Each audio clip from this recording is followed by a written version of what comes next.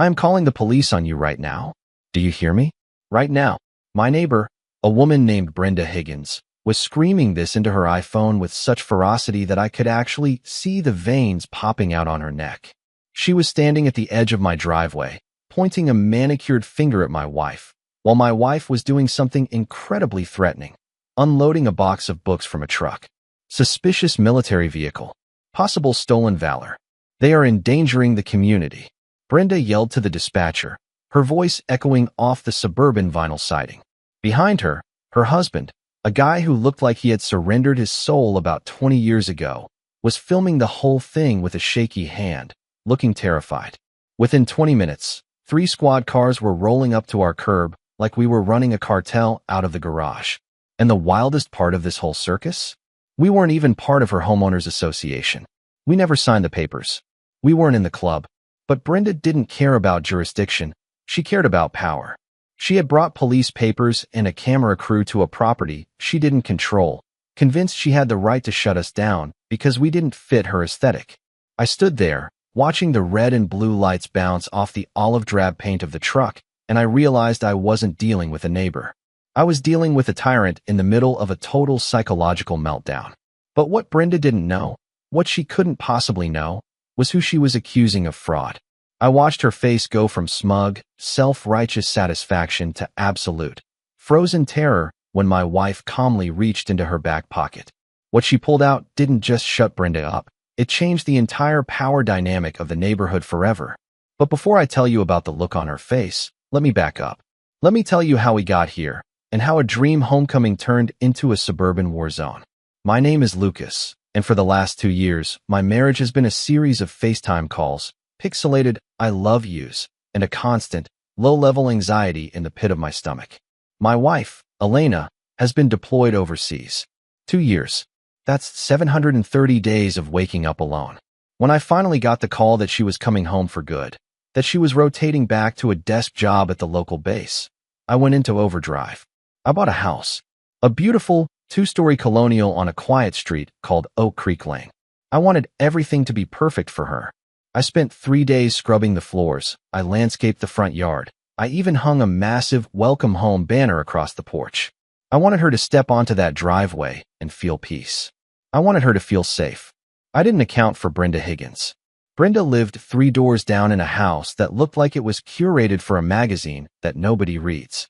She was the self-appointed queen bee of Oak Creek Lane, the kind of woman who would measure your grass with a ruler and leave a passive-aggressive note if your trash can was out 10 minutes past pickup time. I had seen her around, lurking behind her blinds, but I figured if I kept my head down, she'd leave us alone. I was naive. The day Elena arrived, the air was crisp, the sun was shining, and I was pacing the living room like an expectant father. Then, I heard it, the deep, guttural rumble of a heavy diesel engine. I looked out the window and saw it. A massive, surplus military transport truck turning the corner. Elena had borrowed it from a friend on base to move her heavier gear. It was loud, it was olive green, and it stood out against the beige sedans of our neighborhood like a tank in a flower garden. Elena hopped out of the cab. At 36, she looked incredible. Uniform crisp, hair pulled back tight, moving with that efficient, dangerous grace that the military drills into you. She saw me, smiled, and for a second, the world was perfect. Then, the door 3 houses down slammed open. Brenda Higgins marched out. She wasn't walking, she was advancing. She was wearing a pink velour tracksuit and fuzzy slippers, but she moved with the aggression of a frontline infantryman. She had her phone out instantly, snapping photos. Click, click, click. She stormed up to the edge of our property, stopping exactly 1 inch from the driveway. Excuse me. Her voice cut through the happy reunion like a chainsaw. Excuse me. I am Brenda Higgins, president of the Oak Creek HOA Compliance Committee. Section 4, Paragraph 2. No commercial or industrial vehicles are permitted to park streetside for more than 15 minutes. I stepped forward, putting on my best diplomatic smile. Hi, Brenda. Look, this is my wife, Elena. She just got home. We're just unloading. It'll be gone in an hour.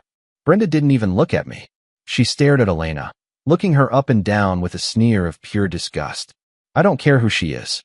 Rules are rules. And frankly, this display is disgusting. It lowers the property value just looking at it. Elena paused. She didn't get angry. She didn't yell.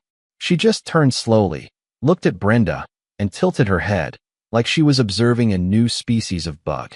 And another thing, Brenda continued, emboldened by our silence. I checked the registry. There are no active duty personnel listed at this address. So this little costume party, it's stolen valor. It's fraud. And I won't have it in my neighborhood. Costume party? I choked out, feeling the heat rise in my neck. Brenda, she just got back from deployment. Likely story, Brenda scoffed. I've been running this neighborhood for 12 years. I know a fake when I see one. I've evicted 3 families for less than this. The Millers? Gone. The Trans? Gone. I am the authority here. She was grandstanding now. Neighbors were peeking out from behind curtains. Brenda was performing for an audience, establishing her dominance over the new blood. Elena finally spoke. Her voice was calm, low, and terrifyingly steady. Ma'am, you seem very concerned with authority. Do you know what real authority looks like? Brenda laughed, a high, shrill sound. Honey, I have the county code enforcement on speed dial. I am the authority. And right now, I'm calling the police. We'll see how military you are when real officers show up. She dialed 911 right there in front of us, putting it on speaker so we could hear her report suspicious persons and a military threat. Elena didn't stop her. She just reached into her pocket, pulled out her phone, and snapped a single photo of Brenda screaming. Why did you do that?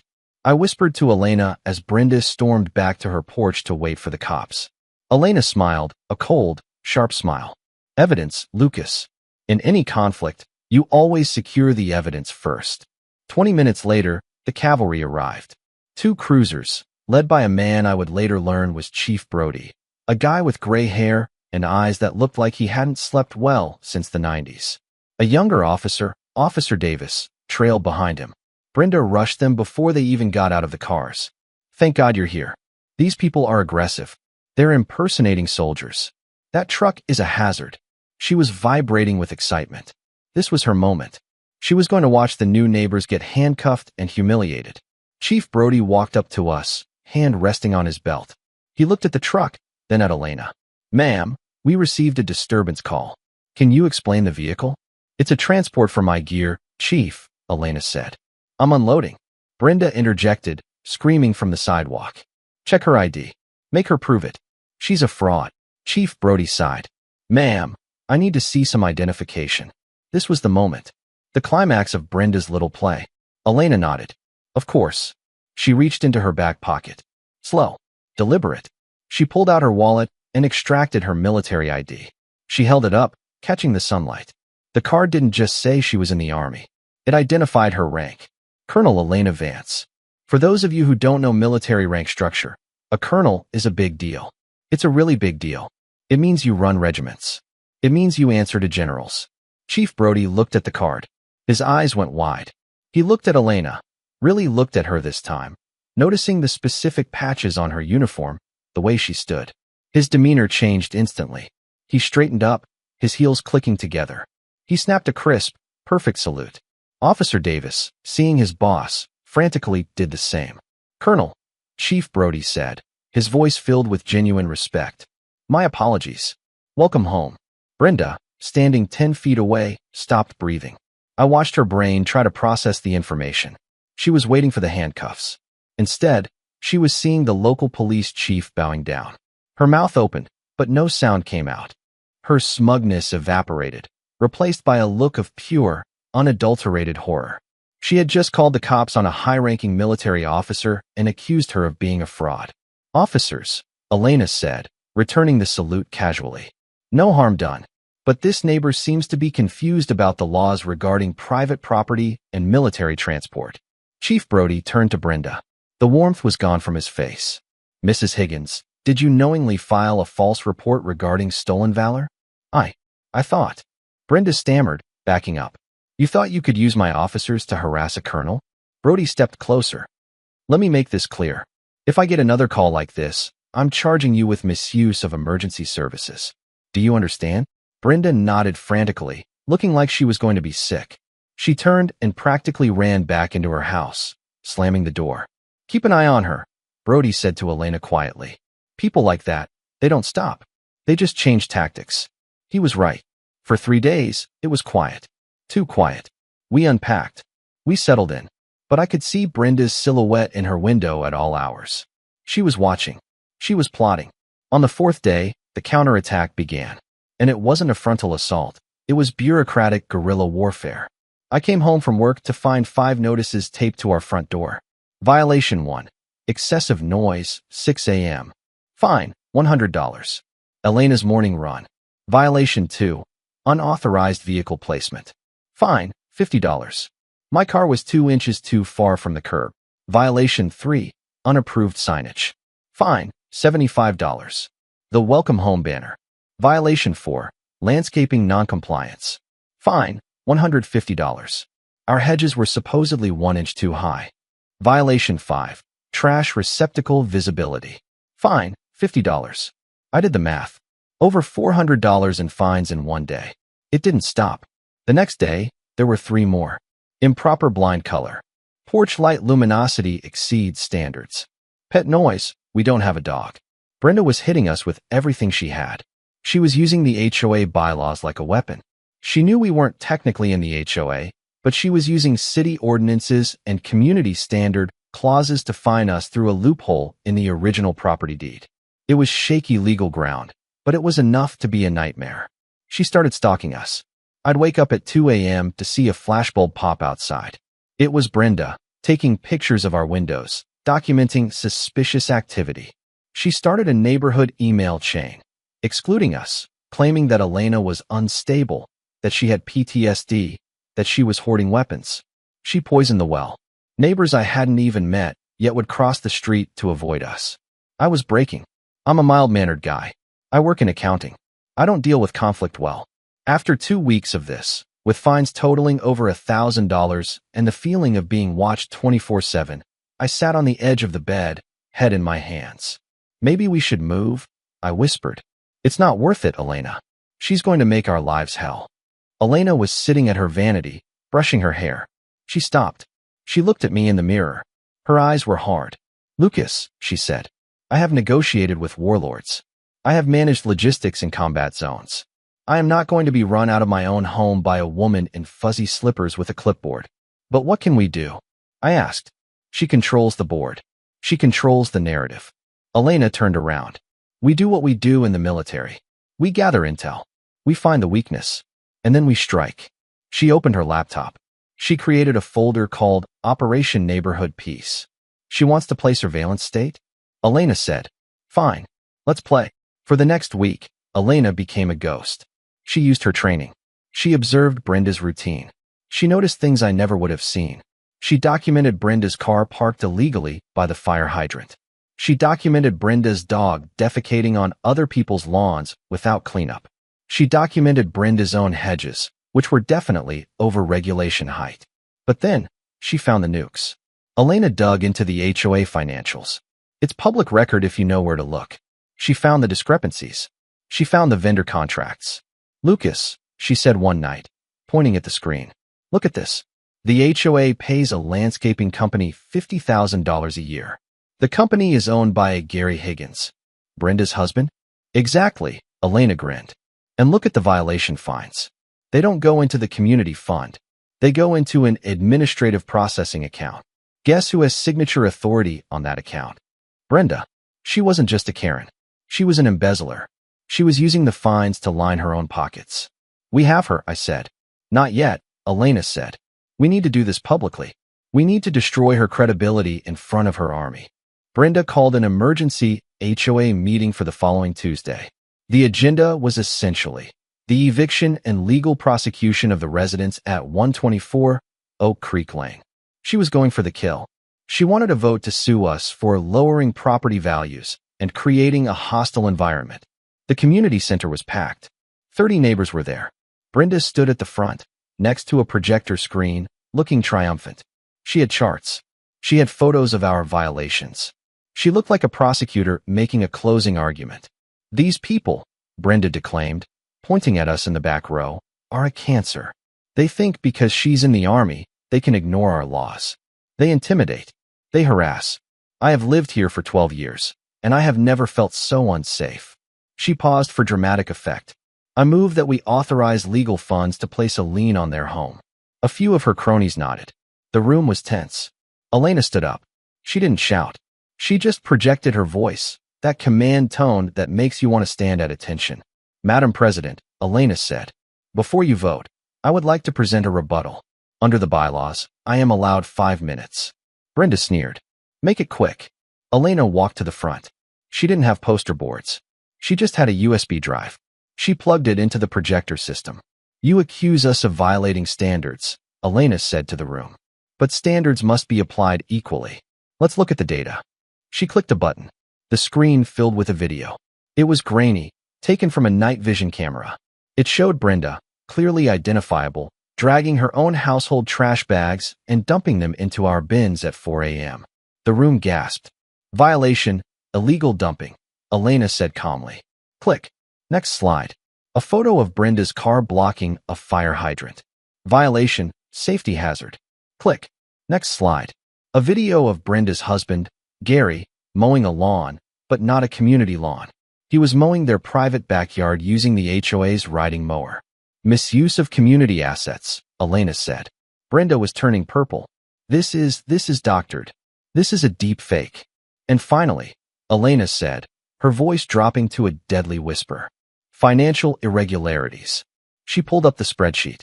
She highlighted the payments to Gary's landscaping company. She highlighted the administrative account transfers. Mrs. Higgins has issued 18 fines to us in 14 days, Elena told the room. In that same period, she issued 0 fines to anyone else. However, over the last year, she has collected $30,000 in fines from this neighborhood. That money is currently sitting in an account under her personal name. The room exploded. It wasn't just whispers anymore. It was shouting. Neighbors were standing up. You fined me $200 for my fence, one guy yelled. You kept that money? My son's tuition money, a woman screamed. Brenda was backing away from the podium, holding her hands up. There's an explanation. It's a holding account. I keep it safe. Elena looked at the board members sitting behind Brenda. They looked terrified. They knew they were accomplices if they didn't act fast. I suggest, Elena said, that the board calls for an immediate vote of no confidence. And perhaps an audit. The board didn't even hesitate. They voted unanimously to remove Brenda from power immediately. They voted to freeze the accounts. Brenda stood there, stripped of her title, stripped of her power, surrounded by neighbors who looked ready to chase her out with pitchforks. She looked at Elena, hate burning in her eyes. You ruined everything, she screamed. I built this community. You didn't build it, Elena said. You occupied it. And your occupation is over. Brenda stormed out, but as she passed us, I heard her on the phone. She was frantic. I need to report corruption. No, they are the corrupt ones. I need to speak to the manager of the city. She sounded small. She sounded scared. But the story didn't end there. See, nature abhors a vacuum, and karma loves a sequel. 2 weeks later, Brenda was a pariah. She hid in her house. But then, the for sale sign went up next door to her. Her neighbor, the one she hadn't managed to evict, sold his house. We watched the moving truck pull up. We wondered who the poor soul would be. A young woman hopped out. She was bubbly, friendly, maybe early 20s. Her name was Mia. She went right over to Brenda's house and knocked on the door to introduce herself. We watched from the window. Brenda opened the door, suspicious. She clearly saw fresh meat. We saw Brenda point at Mia's flower pots, already lecturing her. Mia just smiled, nodded, and took a note on her phone. A week later, Brenda was back to her old tricks. She was putting violation notices on Mia's car. She was peeking over the fence. She thought she could bully the new girl to regain some sense of control. But then came Sunday afternoon. I was gardening. Elena was reading on the porch. We heard Mia in her backyard, talking on the phone. She had it on speaker, loud enough to carry over the fence. Hi, Dad. Mia said. Yeah, the house is great. But the neighbor? Yeah, Mrs. Higgins. She's exactly like you said. A deep, male voice rumbled back through the phone. Is she harassing you? Yeah, she left 3 notes today. She's taking pictures of me again. Okay, the voice said. Keep documenting it, honey. I need a comprehensive file on her behavioral patterns. We're building the harassment case. I froze. I knew that voice. Thanks, Dad, Mia said. Love you, Chief. Love you too, sweetie. See you Sunday. Elena and I looked at each other. Mia was Chief Brody's daughter. The chief of police had moved his own daughter in next door to the woman he had warned. Mia wasn't just a neighbor. She was a walking, talking surveillance operation sanctioned by the head of local law enforcement. I looked over at Brenda's window. The curtains twitched. She had heard it too. I saw her face in the gap of the drapes. She looked like she had seen a ghost. The blood drained from her face. She realized, in that moment, that she was trapped.